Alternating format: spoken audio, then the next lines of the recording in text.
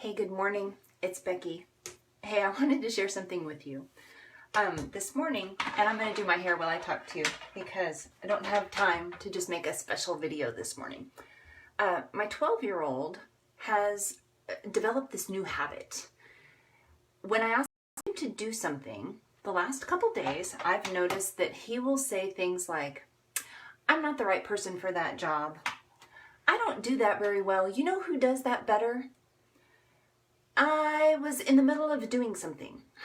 Like, moms, this is very typical at this time of year or this age.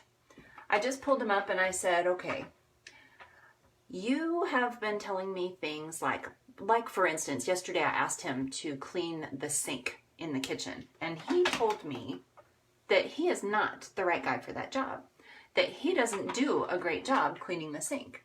So I asked him this morning, I said, I used to be able to set you in front of the sink and I would say, "Buddy, can you make this sink shine?" And then you would say, "Yeah." And then you would make it so clean it would look brand new.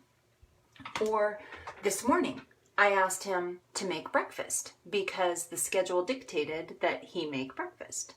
"Oh, I'm terrible at making oatmeal," he says. And I said, who is it that's been making oatmeal for the past 6 years? And he looked at me. I said, the truth isn't that you are not the best at it. The truth isn't that you're not good at it. What's the truth? And he said, that I'm busy. And I said, no, what is the truth? And he said that there are other things that I'd rather do. And I said, exactly. And that you just don't want to do what you're being asked to do. I don't know about you, but in our house where we are outnumbered by kids, our kids are a part of the team. If they don't work, then we get buried. We get buried in laundry, we get buried in dirty dishes, we get buried in paper, we get buried in trash. Our kids need to work in order to help us have our house run. So this morning I am flying. I have so much to do. I didn't have time to tell him a story, but I told him a story anyway. I said, there is this guy, this kid, his name's David. And David wasn't full of excuses. He didn't look and say, that's a really big giant. Instead, he said, hey, God's on my side, so I know that I can conquer that.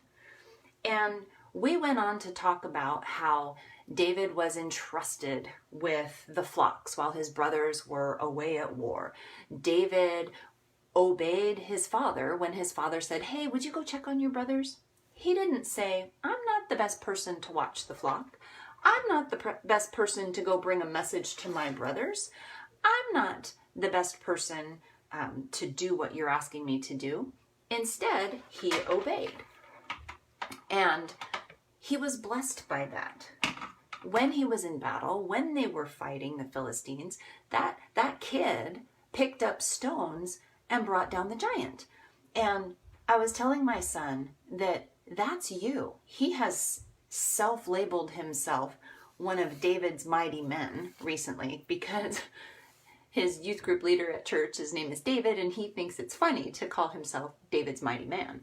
And so what he didn't realize is that the Lord wanted to teach him a lesson, that David was a mighty man because he loved the Lord, because he did what he was told, and because he didn't make excuses. So here I am running. I've got to be in 3 places this morning, and yet I'm taking the time to let you know that when your kids give you excuses, that it's worth setting everything aside in order to get to the heart of the matter. Because character training is not something that happens overnight. Gosh darn it, I wish it did, but it doesn't. It takes years, sometimes decades, in order for these lessons to get ingrained in our kids. And it's worth it.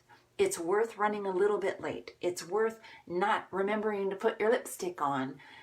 It's worth not getting to that math page in order to address the heart. And right now, the heart issue that I'm seeing in my house, in my youngest, is this excuse giving. And it's not acceptable because some point before I was born, the Lord chose me and my husband to be the ones to raise his 5 sons.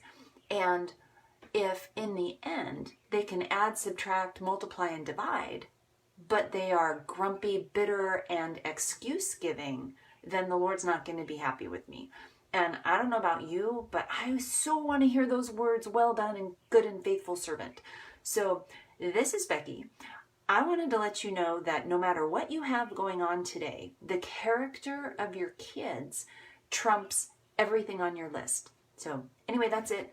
I got to run. Have a wonderful day, and I will talk to you soon. Bye.